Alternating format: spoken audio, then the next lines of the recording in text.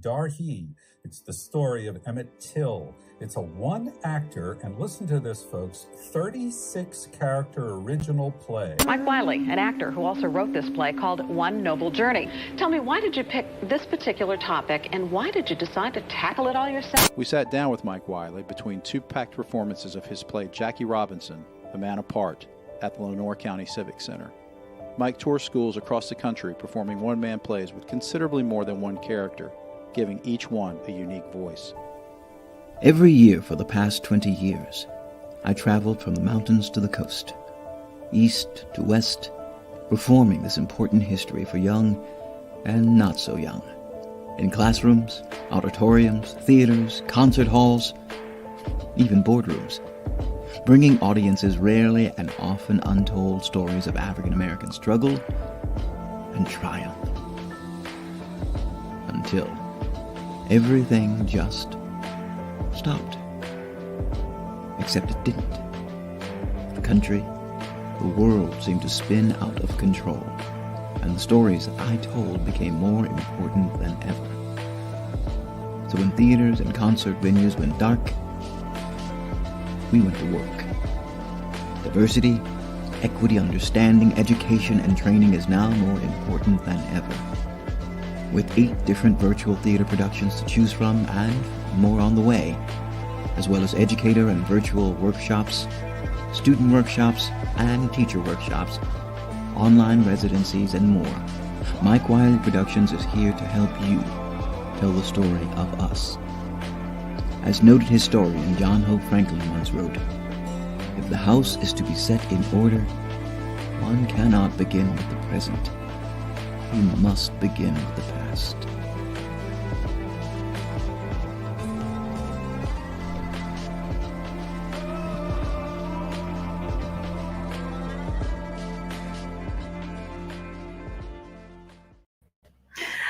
Hi, Mike Wiley. And Moses just put online, "We love you, Mike Wiley." We do love you, Mike Wiley. I love me some Moses.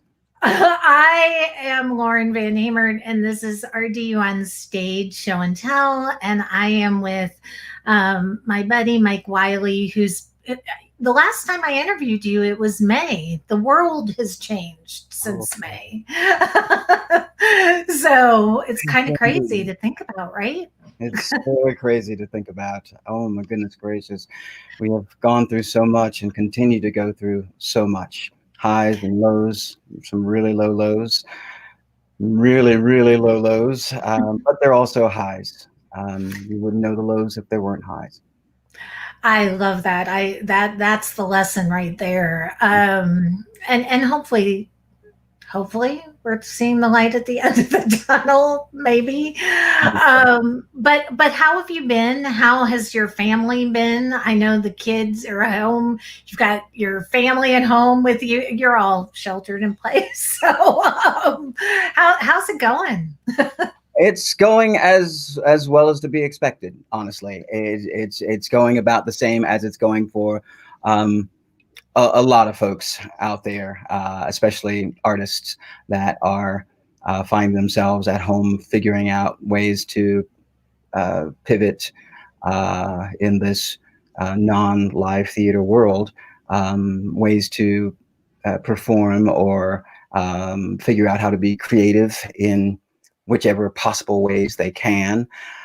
And I have done the same. My family has done the same. You know, my sons have found new hobbies, things that they might not have been privy to or paid attention to if they weren't sheltered in place for so long. My 12-year-old loves to edit and make films. I don't know where he got that from, but he loves to do it. And he actually came along with me on a number of the tapings, the filmings that we did of my productions this past summer. So he came along with his own camera, sort of behind the scenes. Some of that behind the scenes stuff that you just saw in that little trailer, he shot himself. So he's pivoted. We're we're just trying to do as well as we can, in the same way that everybody else is trying to do as well as they can. Yes, and your son was so adorable. We were reflecting on the last year with our DU on stage, and your son gave us hands down one of the funniest moments on camera. Now, where we were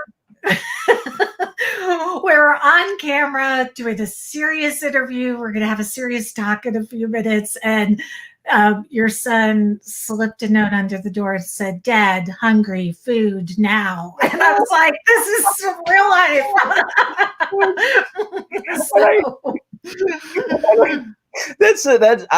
I have specifically shown that particular moment to friends and family over the last few months, because it's such a statement of where we were, where we are, because we're still doing those kinds of things. I still get notes slid under the door, or a handle slip through the door. I'll be in the middle of some Zoom something or other, a handle slip into the door, and a Post-it note will get kind of, it's kind of the Shining. Here's John, except it's a Post-it note saying, "Hungry, food now." So. I love it. Well, it was one of my favorite moments, because it's just, we all need this moment of levity, I think. This whole thing. It was great. And then there's that other note that was an arrow to the first note. My grandmother is 93, and but she's got such a great sense of humor, and I sent her that video. She loved it. She loved it. She loved the interview, of course, but it just tickled her to see that little note slide under the door. Oh, so great. You were one of my first podcast guests when I started the podcast back in 2019, and we called that episode. Accolades, by the way. What? Oh, sorry to interrupt. Congratulations on your accolades, by the way. Oh, well, thank you for that. But we called that episode after your grandmother's quote, "Nothing beats failure but a try." I love that. I'll never forget that. That is absolutely true. And I wouldn't do even a quarter of the things that I do today or have done in the past creatively if that quote wasn't somewhere in my very being, right? Mm-hmm. I wouldn't write the plays that I write. I wouldn't step out on faith to be my own boss, my own producer, my own writer. I wouldn't do any of those things if she had not told me at such a very young age, nothing beats a failure but a try. I love it. I love that. I love that quote. We're of course we're going to talk about Breach of Peace and Blood Didn't Sign My Name, but we can't not talk about the events at the Capitol last week. It still has so many people reeling. It has me reeling. I cannot even believe what we saw unfold.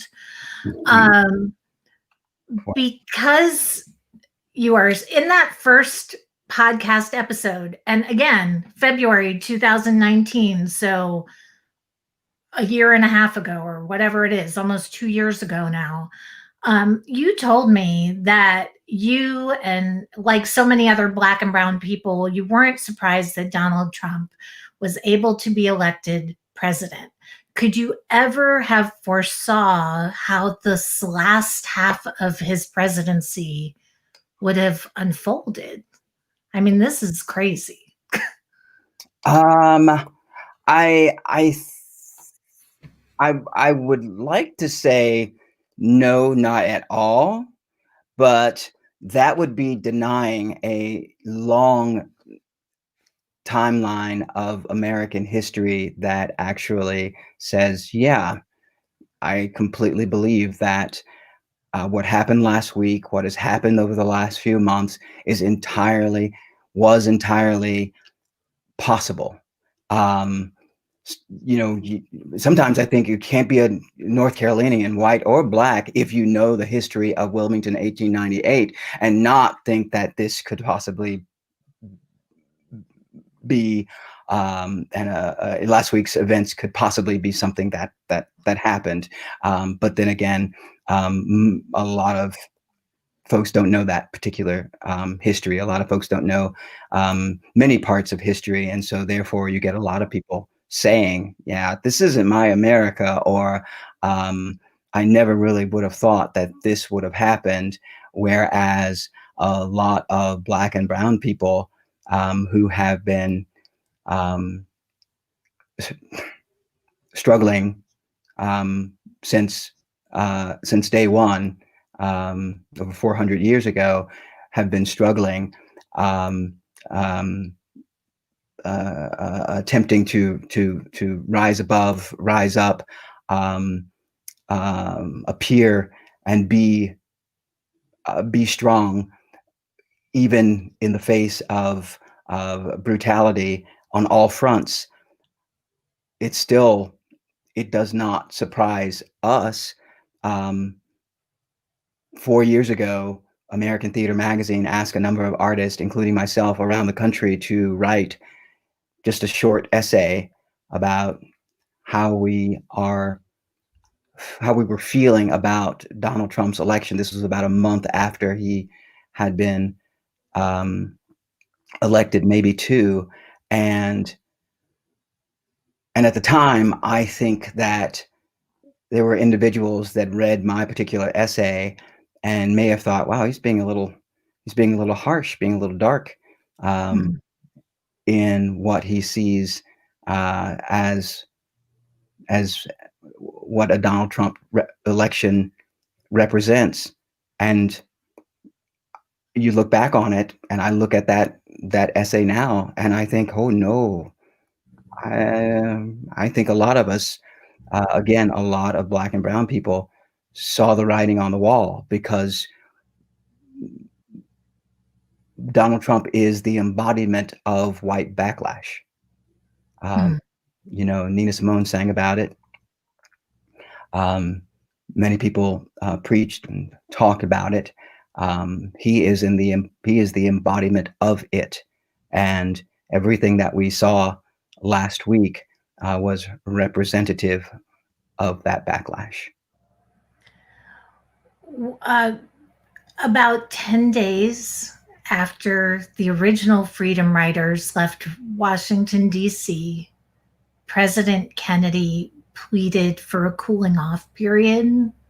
And I saw this quote, which haunts me, because this quote could have, if we actually had a leader in chief, this quote very much could apply to now. He said, "A very difficult condition exists in the states of Mississippi and Alabama. Besides the groups of freedom riders traveling through these states, there are curiosity seekers, publicity seekers, and others who are seeking to serve their own causes. In this confused situation, there is increasingly possibility that innocent persons may be injured. A mob asks no questions." And it's haunting. I mean, that could have been said last week. It didn't have to be said in 1964 or whatever it was, 1961.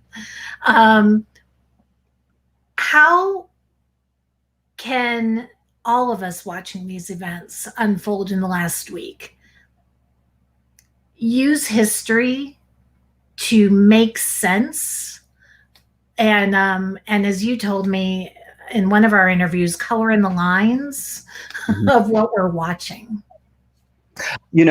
I hear that Kennedy quote, and the first thing I think of is really what Kennedy was trying to do. Was he was trying to appease both sides, right? By not using specifics, but saying in not so certain terms that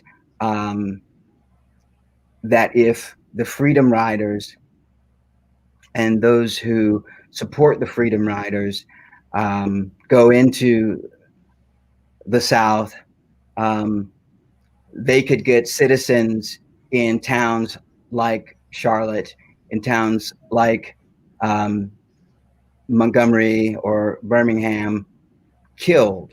Is in essence what he was saying. He wasn't being a Donald Trump and saying there's good people on both sides. He wasn't doing that. He was smarter than that. But at the same time, he knew that he needed to win elections, and he also knew that the whole world was watching. This day and age, this Donald Trump doesn't give a damn about the whole world watching. Right? He doesn't care about the whole world watching. There used to be a time where politicians cared about how democracy looked around the world, right? And so Kennedy was really worried about what democracy looked like on the other side of the planet. What what Russians or Soviets watching American news and seeing Freedom Riders being beaten in the bus stations of Birmingham and Montgomery, what they were seeing. He didn't want them seeing that because, we were trying to put out, Americans, the US was trying to put out an image of what democracy is. Meanwhile, here, we were seeing on our televisions, for the first time, I might add, we were seeing on our televisions truly a representation of America. And so to go to more specifically your question about how folks can learn from this history, not just Breach of Peace or the Freedom Riders, but go deeper than that. Learn about stories that are rarely and completely untold, about in individuals in our communities that never get spoken about because a lot of folks never heard of them. We learn about these everyday heroes. If we didn't have cell phones, we wouldn't know about that Black Capitol Police officer who led that mob from the doors of where the senators were hiding to a more populated place where there were going to be police. If we didn't have cell phones, we wouldn't know about that person. We didn't have video. We wouldn't know about that fella. And he would go down as one of those unsung heroes that we never know about. I don't even know his name. And I imagine that 99% of Americans don't know his name, but he indeed is a hero, much like the Freedom Riders are heroes, and we don't know 99% of their names. And in fact, a number of people don't know that the Freedom Riders even existed, and the many individuals that were arrested or beaten or thrown in the jail so that they could exercise some of the more ridiculousness that they put on last week. The reason they're able to assemble really is because of the way that those Freedom Riders, as well as other freedom fighters, did fight for them. Yes.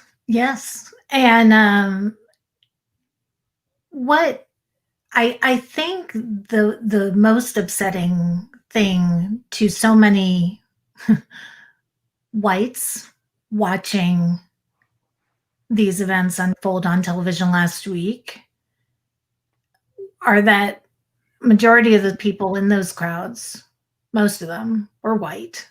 Mm-hmm. And this speaks to white privilege, which is something that I know makes a lot of people uncomfortable. But what does this event teach us about white privilege? Well, if you didn't believe that there was white privilege before, yeah, turn on the TV. This is a clear-cut example of of white privilege, although I have taken the time in the last year to learn more about vocabulary and the words we say and how we and what we mean when we say those words like white privilege, and how you can say a term like white privilege and folks will immediately go, will immediately shut down.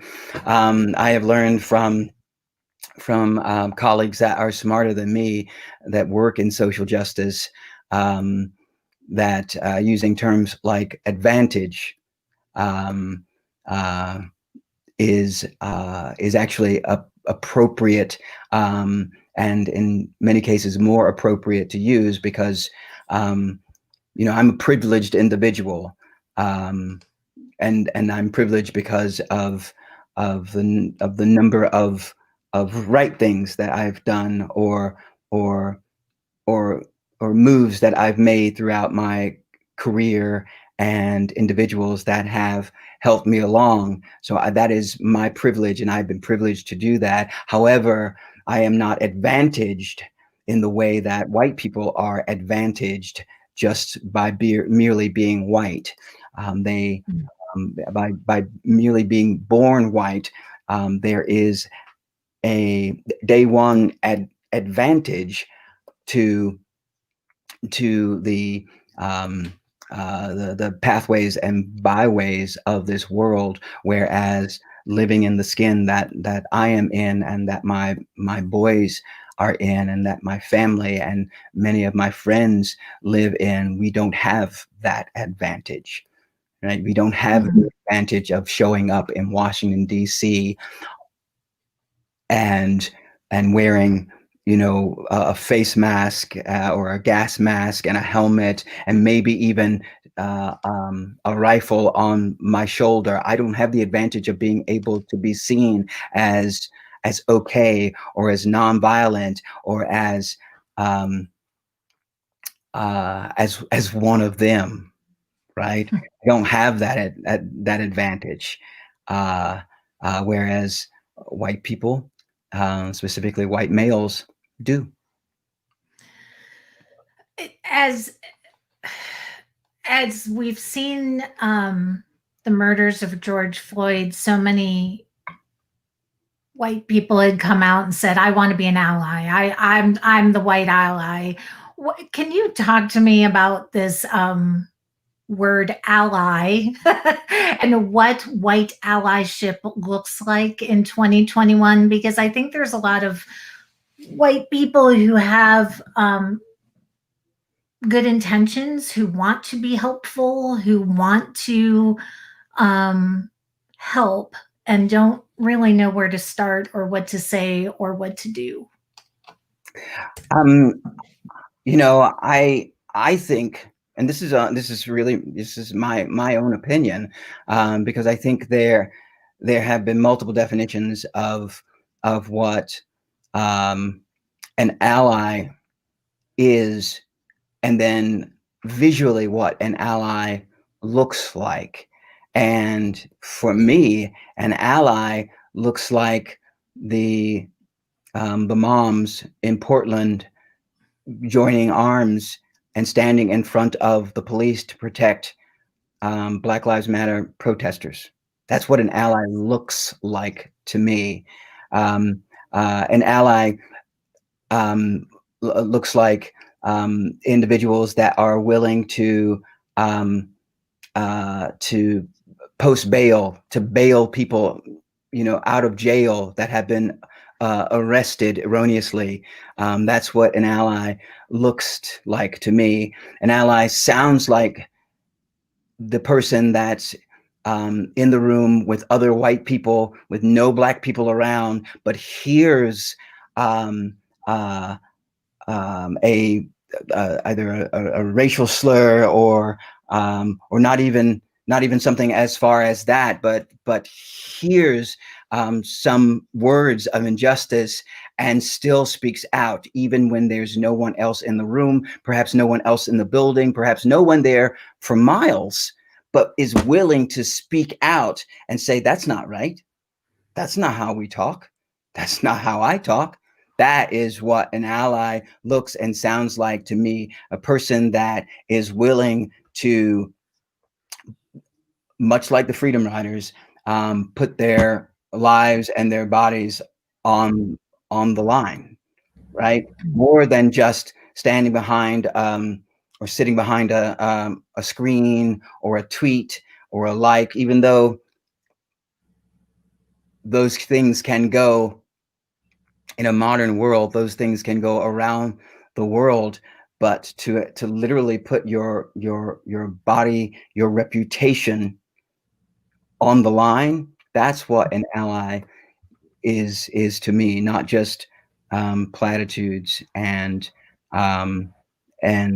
promises of standing by or standing behind. It's really individuals that are willing to stand with and stand in front, and when asked, without any issue, stand out of the way. Mm. One thing that concerns me is it is good that Trump has been silenced on social media platforms. However, just because he's been banned from social media, that does not mean his 70 million followers have gone away or disappeared or are going to be silent in the next week leading up to the inauguration and beyond that. So where do we go from here? What as a student of history, as a storyteller, as someone who's been paying attention, where do we go? Where do we go from here, Mike? I mean, I think in the short term, we prosecute to the fullest extent every individual that was on those Capitol grounds last week. We prosecute and put them in jail. If we could put them in Guantanamo, I would say put them in Guantanamo. I want to see Ted Cruz in an orange jumper. I want to see Donald Trump in an orange jumper. I have no problem saying any of that. I will be deeply upset if the new Congress, new Senate, and new president and vice president step into office and say, what we need now is to reach across the aisle, or what we need now is a time of peace to put this behind us. Yes, we need peace. Absolutely. I deeply and truly believe that. And yes, we need to reach across the aisle, but we need to do two things while we're reaching across the aisle. We need to shake hands with those who are willing to, again, going back to what we just talked about, to be allies, right? We need to shake hands and make deals with those people who are willing to be allies, and we need to put cuffs on those individuals who stutter step. That's what we need to do. I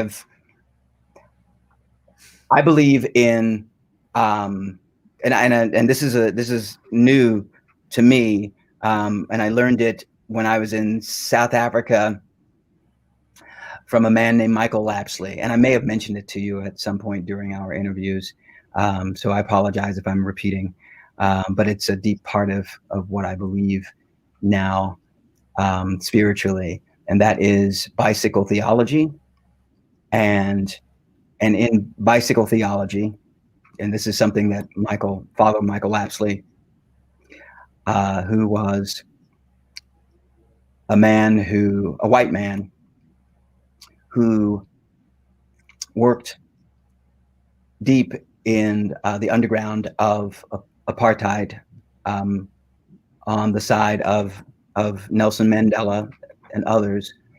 And his life was so threatened living in South Africa that he moved to Zimbabwe. And one day he was opening up a piece of mail, and it was just a thin piece of mail, like a magazine. He opened it up, and a bomb went off. It blew his hands off and blew part of his eye off. So he's blind in one eye, and he only has prosthetics for hands. And when he spoke to a group that I was with in South Africa in 2016, he talked about, because someone asked him about forgiveness. And I personally think that this is how forgiveness works, because sometimes folks are so quick to forgive and say, I forgive you, or I forgive these people, when those folks have no remorse for what they've done. And so Michael Lapsley said, concerning forgiveness, he said, if the men or individuals who blew my arms and face off years ago were to come to me and ask me for forgiveness, which they've never done, no one ever has, no one's ever claimed responsibility for it. But if they were to come to me and ask me for forgiveness, I would say, what have you done to deserve forgiveness? Are you working in a hospital for burn victims? Because it doesn't necessarily have to be working towards reconciliation with Michael Lapsley. It's working towards reconciliation, period. And so bicycle theology is, if you steal my bike, you ride it around, you flatten the tires, you bend it up, and then you feel some remorse, you come back to me and you say, I'm sorry, I'm so sorry, I stole your bike. Here it is. And it looks like a piece of crap. Am I supposed to say, it's okay, I forgive you? No. What have you done to deserve forgiveness? However, if you come back to me with that bike and it's better than when you stole it, it's got a new horn on it, it's got playing cards in the wheels, so it makes little motorcycle noises when you ride it, that's when forgiveness happens. That's when you're able to say, yeah, I forgive you, because you've done something to reconcile the pain that you've caused. Mm. That's how I believe forgiveness should work.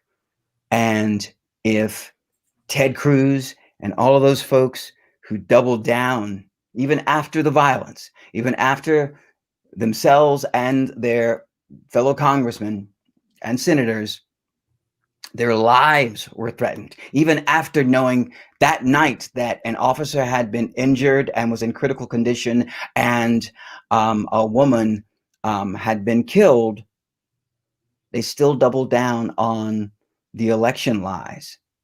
They deserve no forgiveness. They deserve no forgiveness until they are willing to reconcile what they've done with action. Agreed. I love that definition of forgiveness. Love that. So let's talk about Breach of Peace, which, like so many of your plays, weaves together performance and history and making sure we never forget. Talk to me about the personal stories that you've woven into this play. Well, it's funny that we're now talking about Breach after talking about forgiveness, right? Because what so many of those freedom riders were dealing with, wrestling with from beginning to end, and then even afterwards with the civil rights movement in those years to come, we're dealing with the definition of forgiveness, right? How do I forgive a man or woman that throws bricks at me or kicks me or punches me when all I want to do is sit at this counter, when all I want to do is enroll my children in this school, when all I want to do is ride in the front of a bus. How do I forgive those individuals when they are clearly not asking for forgiveness? Those freedom riders and those civil rights warriors were much stronger than I am, because they managed to continue to be nonviolent, to use civil disobedience and direct action to break those battle lines, to integrate those bus lines, those interstate bus lines across the Southeast and really across the country, because it was in other places other than the Southeast, of course, but most staunchly used in the Southeast, as far as it being an unwritten law in many areas, most areas throughout the South. And those personal stories from John Lewis, when he was very young, 21 years old, as a matter of fact, those personal stories from him, those personal stories from Stokely Carmichael, aka Kwame Ture, those personal stories from folks that you might have never heard about, like Lucretia Collins or Joan Trumbauer Mulholland, those individuals, and being able to tell how they felt in that moment when, say, the bus was about to be firebombed, or to hear John Lewis talk about the mob in Montgomery coming at them, and the way he describes it, it could be last week. Especially, I don't know if you saw, you being a journalist, you probably took note of the individuals that stole the recording equipment, the cameras and things of that nature, and were piling them in the middle of the street and stomping on them and throwing water all over them and trying to set them afire or whatever. There's all that video of them doing that, and that was just last week. And you think about John Lewis talking about his experience there in Montgomery, and he says there was this one white fella, he's a cameraman with NBC, had one of those big cameras on his shoulder, and one of the members of the mob took that camera and bashed this guy, literally bashed his face in. So they beat up all the reporters.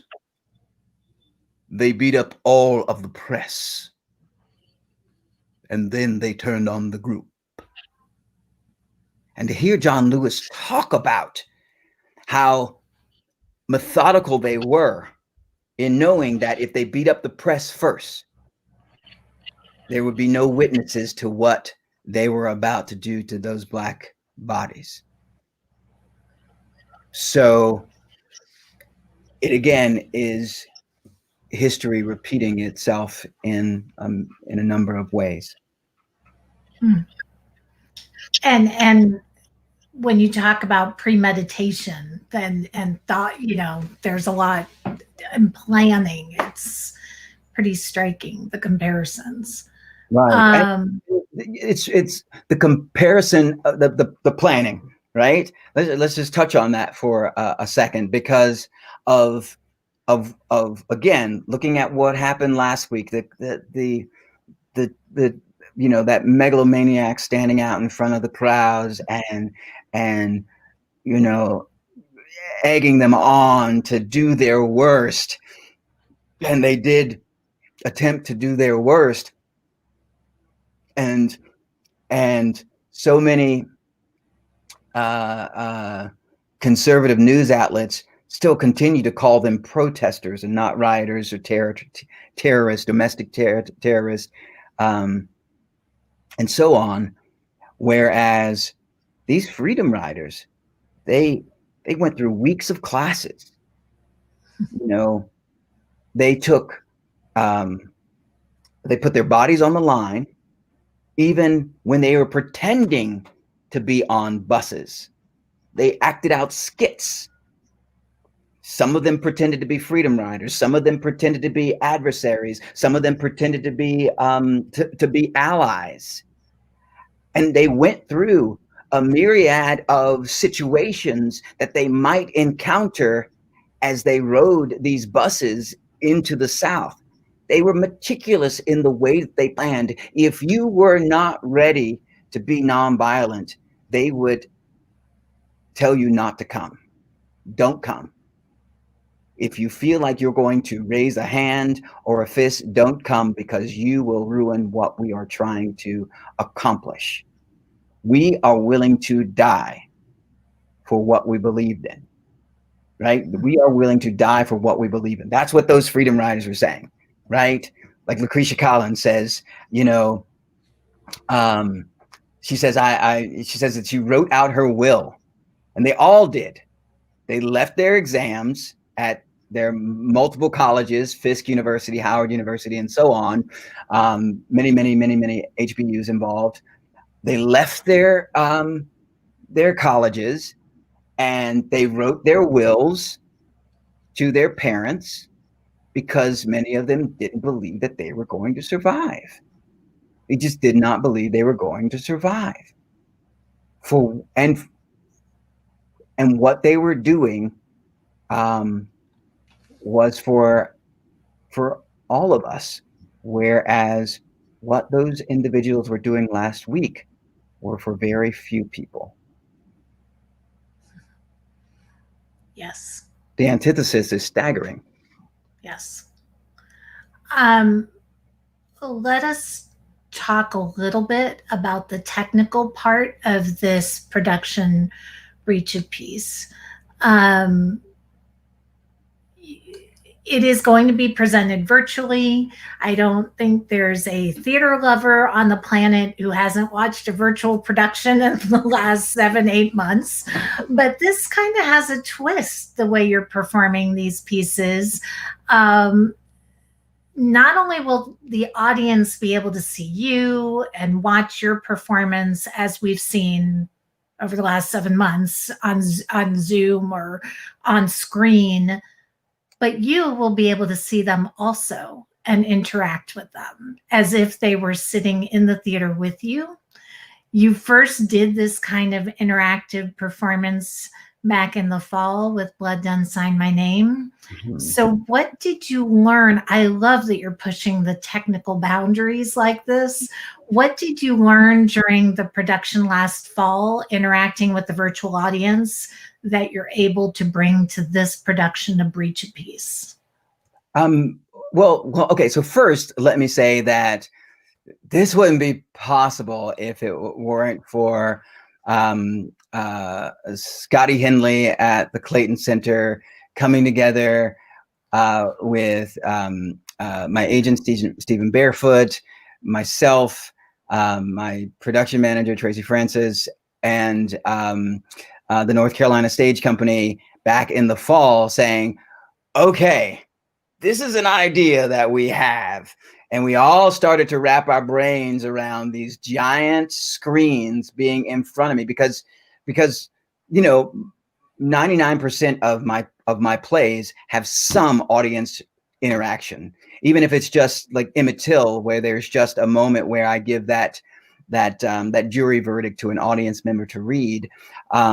there is some audience interaction, and with Breach of Peace, there's a ton of it, and so that makes it ultimately difficult for me to do the kind of work I want to do, because what audience participation does for me is, and what it does for the audience is, it puts the audience kind of in the driver's seat, in a sense.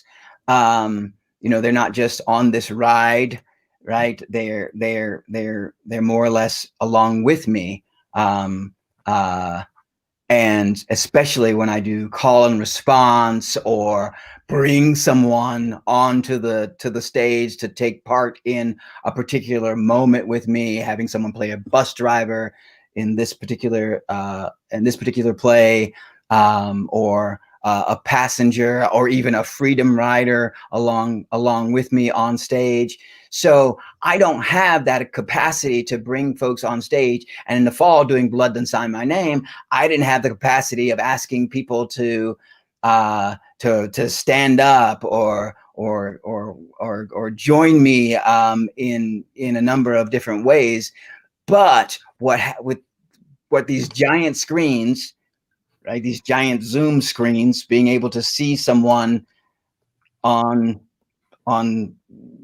these, in these big old squares, and also hear them and see them in their homes, and then look at them and speak to a particular individual and say something like, "Lauren, repeat after me," right? And at first, they cannot believe that you are talking specifically to them. Sure, they get it every day in their Zoom meetings and this and that, but never do they get it from the stage, right? And so being able to say, "Lauren, repeat after me," gives people, it makes people feel the camaraderie and the connection that they have missed in theater. Because you can watch a Zoom theatrical presentation from home, and more or less it's going to feel like you're watching Netflix, because the actor's not watching you. The actor can't see what you're doing. And you can pause it, or if you can't pause it, you can walk away from it in a way that's not going to disturb the actors that you're watching. So you can do all of those things when you are just streaming a piece. And don't get me wrong, I offer plenty of streaming pieces, but when it's live and I can see you and I can say, are you pouring yourself another glass of wine? Right? When I can literally look into your living room, when I can tell you, "Why is your camera off? Turn it on. This is not going to be fun for anybody if you have your camera off and everybody else has their camera on." So I've had people just bashfully kind of turn their cameras on, that kind of thing, or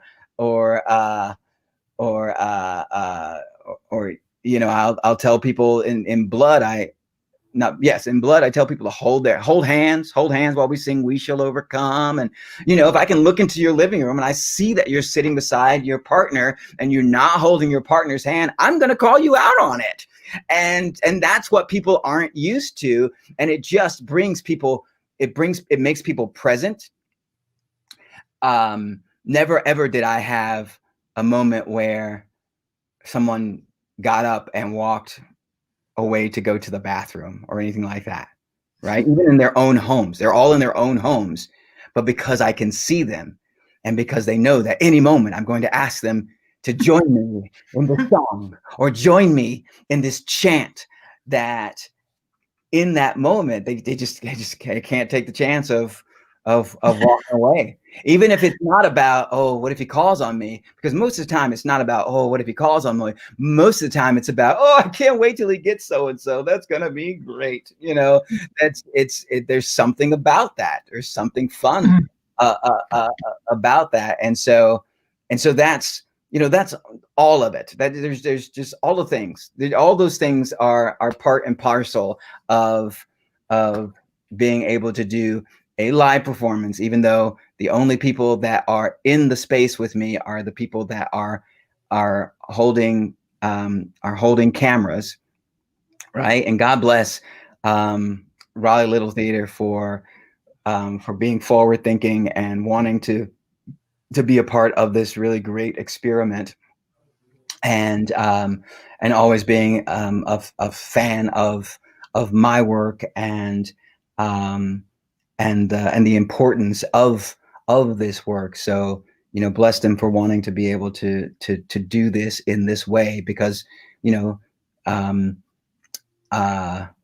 there's wrangling that goes into it, right? There's wrangling of ticket sales, and there's wrangling of getting out Zoom links, but there's also making sure that people understand that that I can see them. You're right. There's that, there's making sure that it's completely clear that, I can look into your homes, and I'm as much in your home as you are as much in the theater right now. And it's a lot of fun.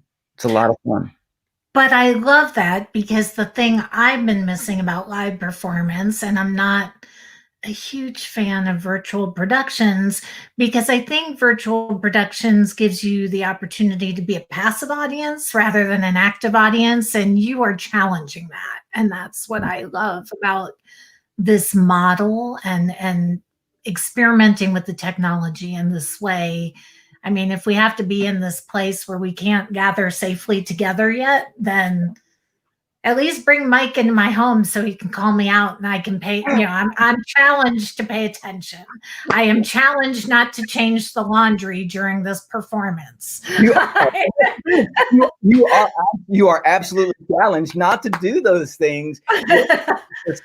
As if you are in an actual theater, even though you're in the comfort of your own home. You are challenged to lean into the work. It's not a cliche to say that what we are asking you to do is to be present and really imagine that you are on this journey, A, as a freedom rider, B, as a theater patron.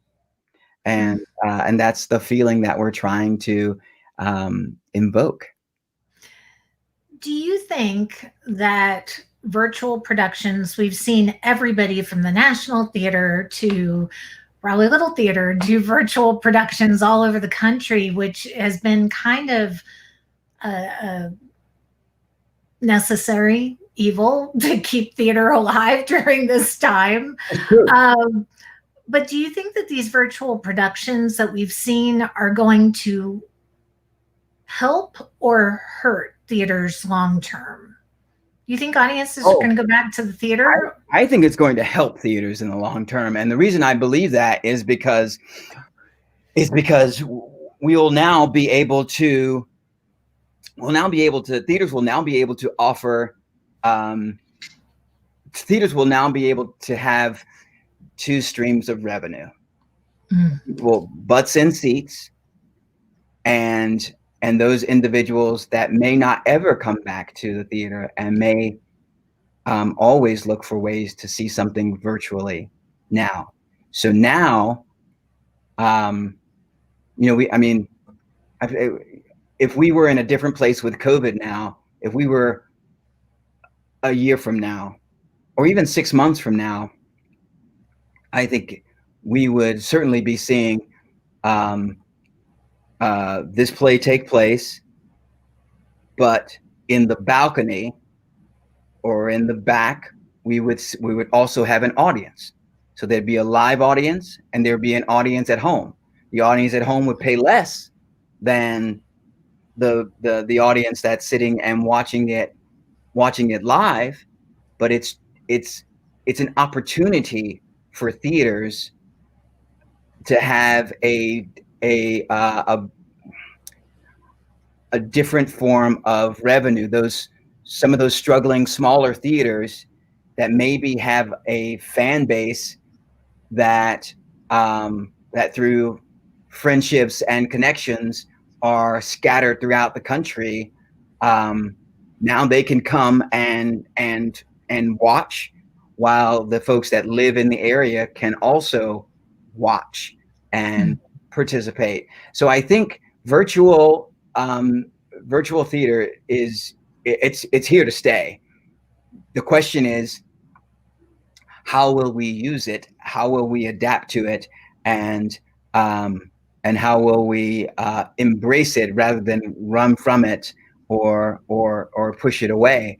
And I know that there are a number of people that that will want to push it away, but I say, okay, it's not going to replace the feeling of being in a live theater. It's never going to do that.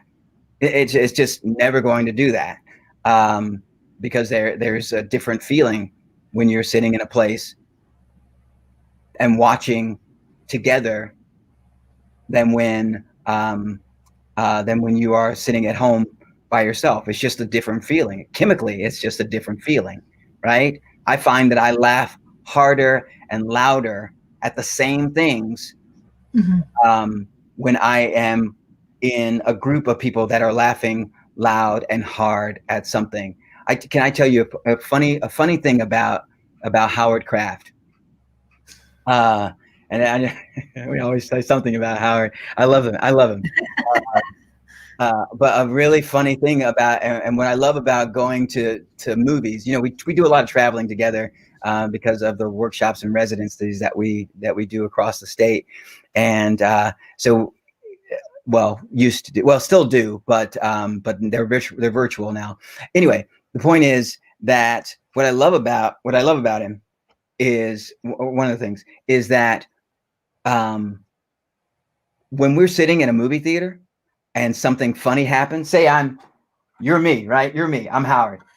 We're sitting in a movie theater and something funny happens on screen. Howard would go, yeah. And I love it, because that's what theater is supposed to do. It's communal, right? We're supposed to look at each other and go, oh, that is so great. That is so funny. This is amazing, right? Or you look at the person sitting next to you and go, I am so excited about what I'm seeing either on the screen or on the stage, right? That's what theater does. And you're never going to be able to replace that. You cannot. You can't replace that feeling. It's all I can do right now to not go to a movie theater, because I love the experience of being in a movie theater. Even though I can see half of the stuff, over half of the stuff on my own television, at home, but there's nothing like being in a movie theater. There's nothing like being in a seat, dedicated to looking up at a stage or a screen and having folks around you that are there for the same purpose, that are lovers of the art. Yes. Yeah. Yes. Yeah. And when I look at some of the movies being streamed now, and I'm very grateful. I'm grateful we're seeing these incredible films. I loved Jingle Jangle. I would have loved Jingle Jangle that much more had I been able to sit in a movie theater and see it on a big screen. Absolutely. Those dance games, right? Those big dance. Yes. They're made big production numbers. Yes, they're made for watching on the big screen, not for watching on a television. And yet we were all forced to watch it on television. Loved it still. However, to be in a theater and see it, the experience is much different. Or Ma Rainey's. Wouldn't you love to see Chadwick's last performance on a big screen? And it will be. I cannot believe that one day it won't be. It won't have a turn in a theater. I just find it hard to believe that, even if it's some art house, right? even though this virus is killing the art house. But I just cannot believe. In fact, I have taken to, I have a large screen, and so I just hang it on my garage and watch, movies. I'll probably watch the inauguration that way, just to have some feeling of a big screen and a big screen experience. I mean, it's not necessarily a huge screen, but it's bigger than television. And well, I know where you live. I'm coming to your house, and we can have. I'll sit way far away from you. Yeah, everybody does. I mean, we said Biden and Kamala Harris's first speech after the on that Saturday night after the year-long election week. Had champagne, screen outside, heaters. People stood and sat at a distance just to be able to watch it and celebrate together. So, you're always welcome. You're always welcome. I'm coming. I am going to come.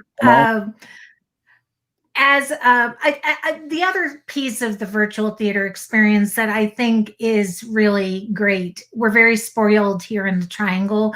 We have over 60 theater companies, regional community theaters, small independent theaters, professional theaters in our area. So we're kind of spoiled, but you perform with Howard. You and Howard travel all over the state, all over the country, to these small rural communities that don't have a community theater or a regional theater program.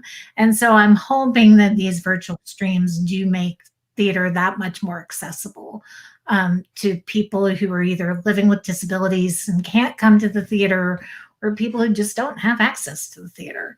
And that you're right. That's exactly what it's doing for, like when we did Blood in the Fall, heard from folks that were living in smaller communities and were just, hunkered down, and the only window into the outside world they were getting was through their television sets and their computers, and this was a way for them to feel like they were once again a part of an audience, enjoying the same thing at the same time, and laughing at the same time, and even singing at times at the same time with other theater goers. So it felt great. So immediately following the run of Breach of Peace, PlayMakers is going to be virtually doing a production of Blood Done, Sign My Name from the end of this month through February.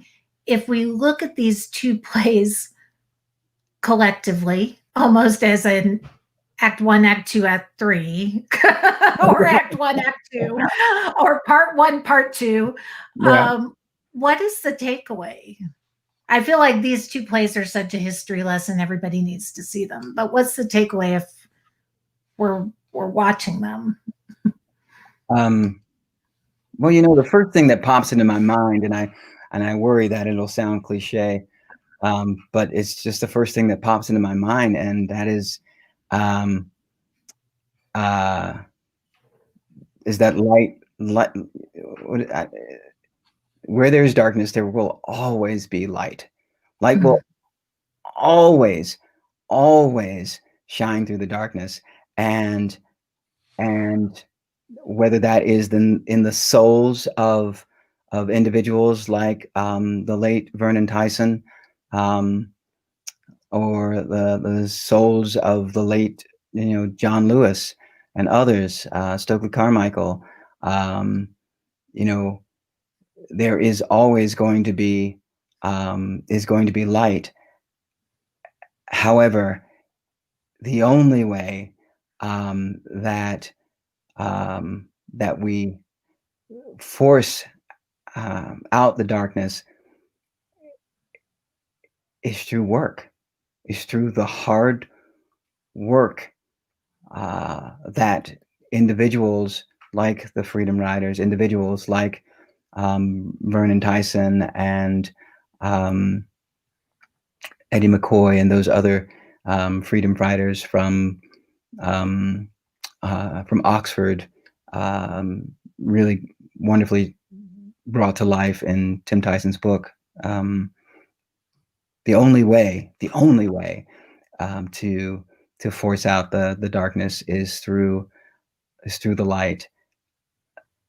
But the thing is, we cannot sit back on our laurels and feel that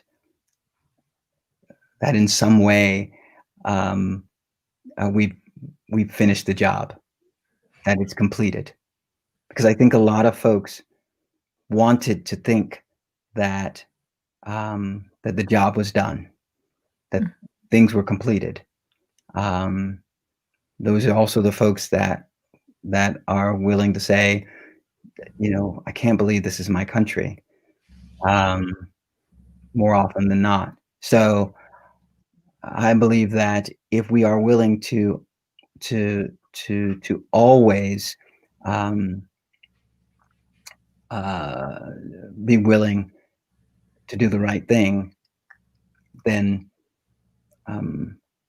there will always be light. If we're always willing to fight for it, always. That is I love the takeaway on the high note, and I love that.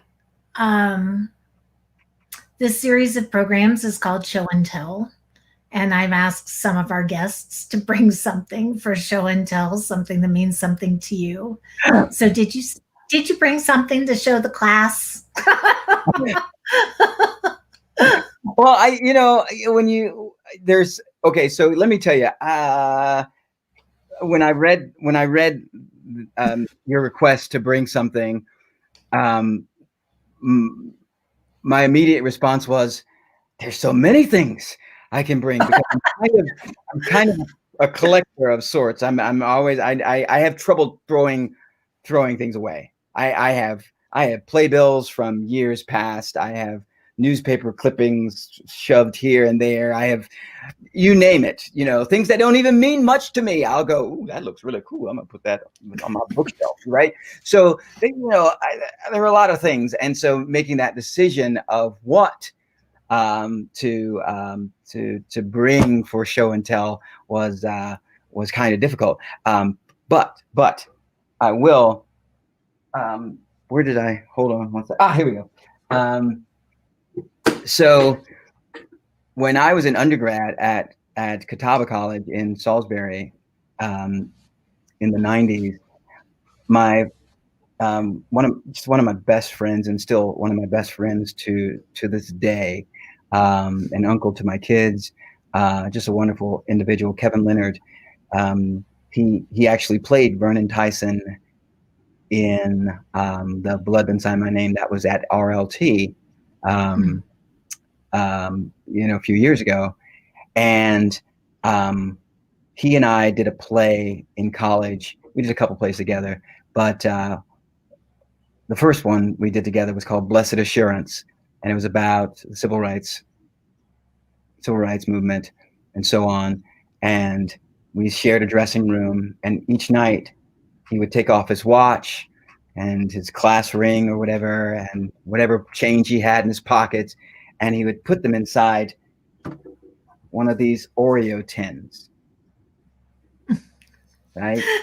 He'd put it inside one of these old Oreo tins that they brought back, they bring back every now and then, right, at Christmas time or this and that.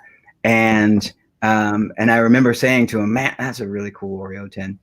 And then a few years later, we were in another play together, and he gave me this as a gift. And he gave me.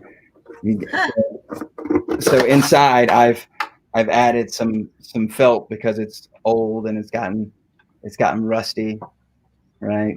But I use it to be able to put my my wallet in and all of that stuff when I'm about to go on stage, and it just means a lot.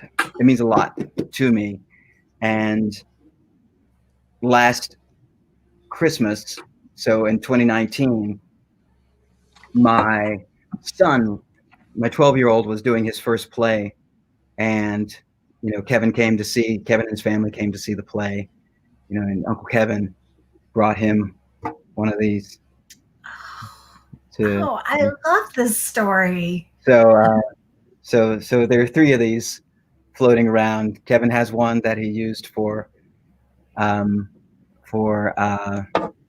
and Sign My Name. I have my own, and now my son has his own as well.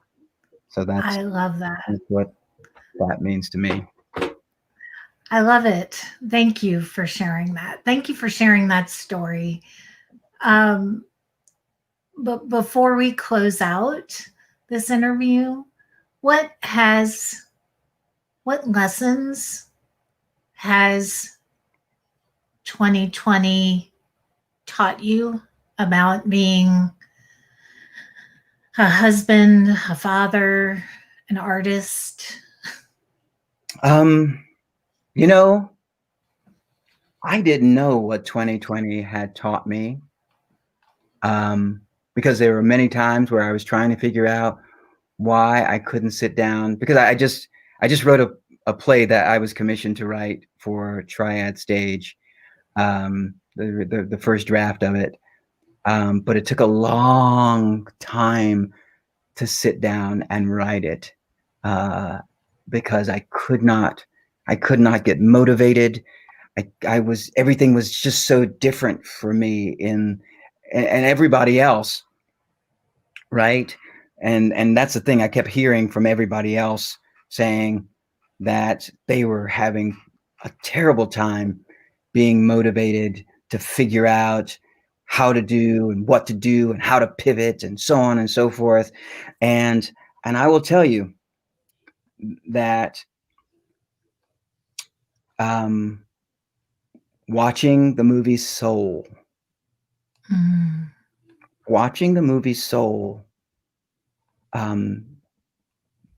told me what 2020 was about for me. Again, it goes back to finding the light in the darkness. Watching the movie Soul gave me the understanding that for years, 20 at least, I spend a lot of time on the road, traveling, going to hotels and here and there, especially during January, February, March, and April.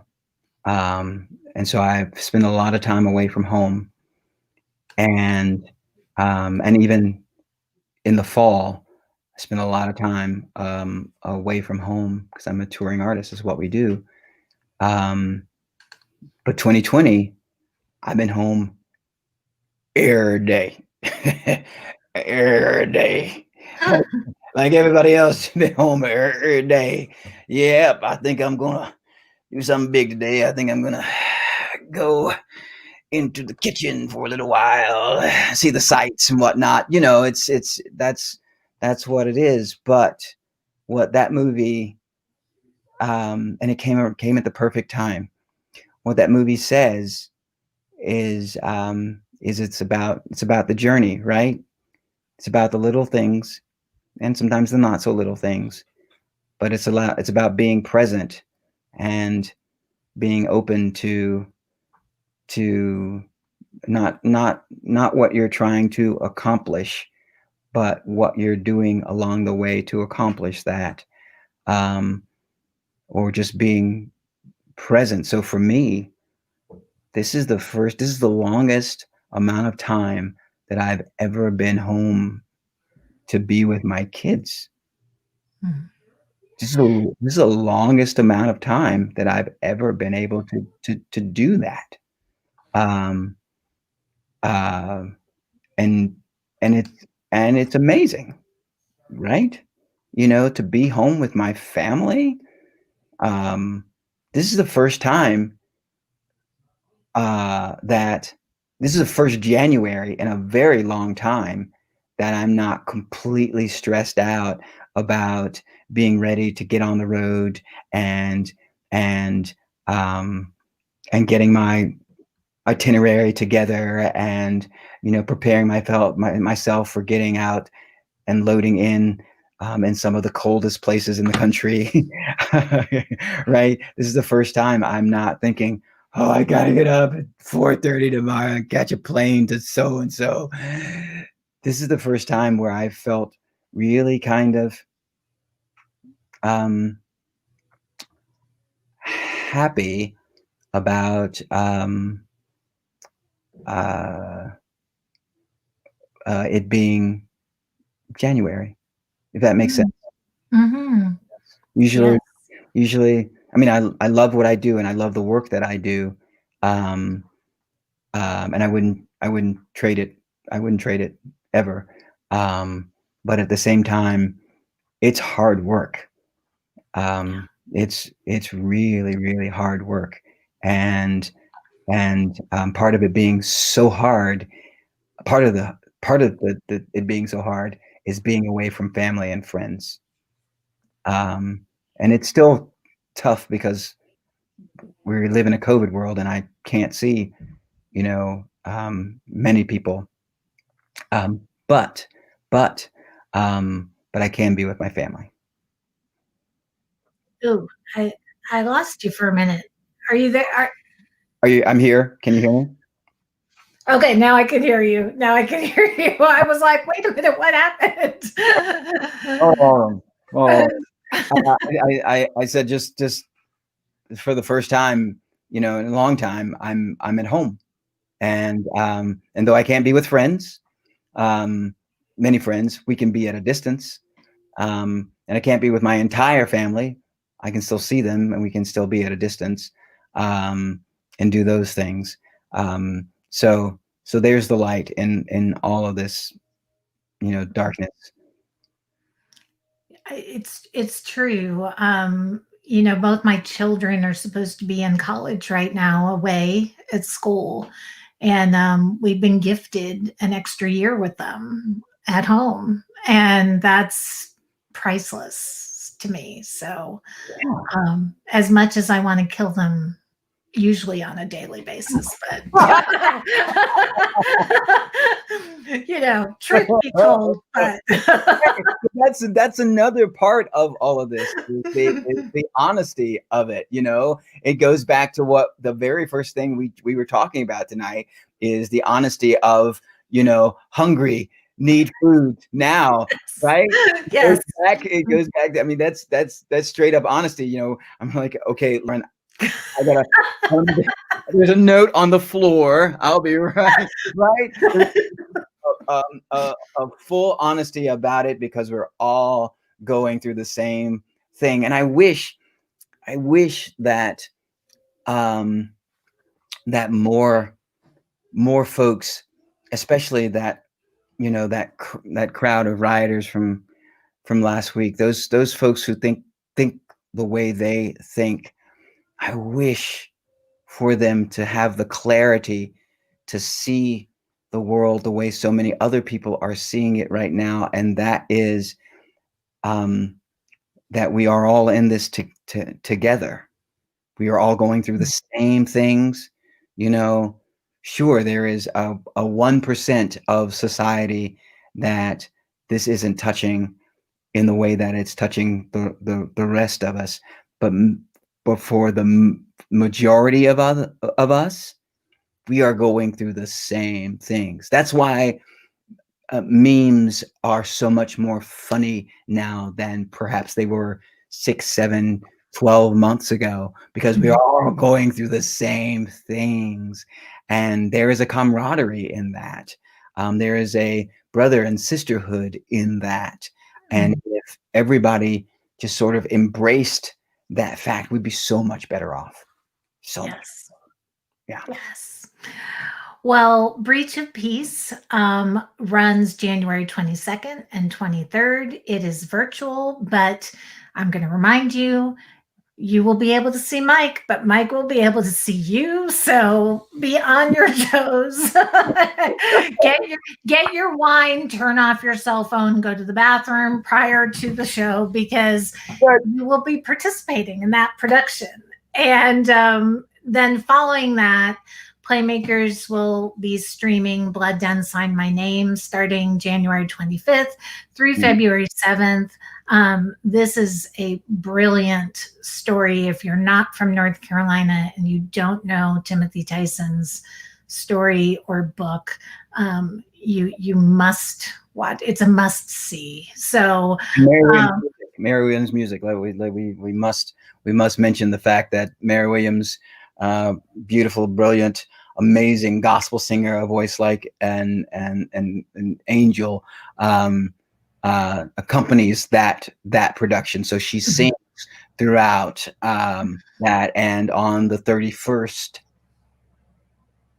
Tim, myself, and Mary will with Kathy Williams moderating, we will take questions from folks after that afternoon performance.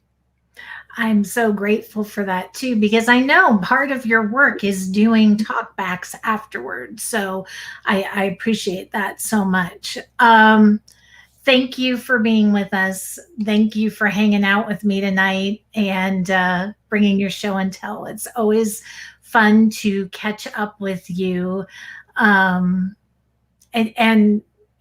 hear your stories and hear your insight, because I think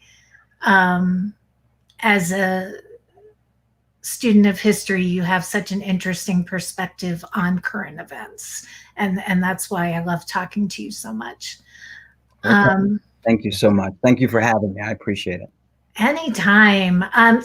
Come back tomorrow night. Tomorrow night, my guest is Joseph Carella. Joseph was in several Broadway productions. He's been in, he was in All Shook Up on Broadway. He's been in the tour of West Side Story, among other things. And he's teaching these fantastic dance classes, which I've been taking here in my house on Saturdays. They are Broadway exercise classes. I hate exercise, but I love theater, and he makes it so much fun. So we're going to talk about Broadway and theater and dance. And I will not be dancing, but maybe we'll get him to dance for us. Oh, yeah. Thank you again, everyone, for joining us. If you tuned in late, this will live on Facebook. You can watch it from the beginning once we log off, and it will be on the website in the next couple of days. And the information about Raleigh Little Theatre and PlayMakers is scrolling at the bottom of your screen. So please buy a ticket. Thank you, Mike, again. Stay safe and healthy, and I hope to see you soon in person. Please. Remember, my driveway is open. I'm coming. Inauguration day. Because we need to be together. It's a moment, right? I mean, it's a moment. Absolutely. It's a transformation. It should be. It should be, and it will be. And hopefully this country can, I don't even want to say get right. You know, after 400 years, I'm not sure that we're going to right all the wrongs, but maybe we can get back on a track. Maybe, yes. That is. Yes. Maybe we can right the ship in a direction that is positive as opposed to negative. Yes. Well, Thank you. Thank you, everyone. Have a good night. Mike, take care, and I will see you soon. Thank you so much, Lauren. Take care.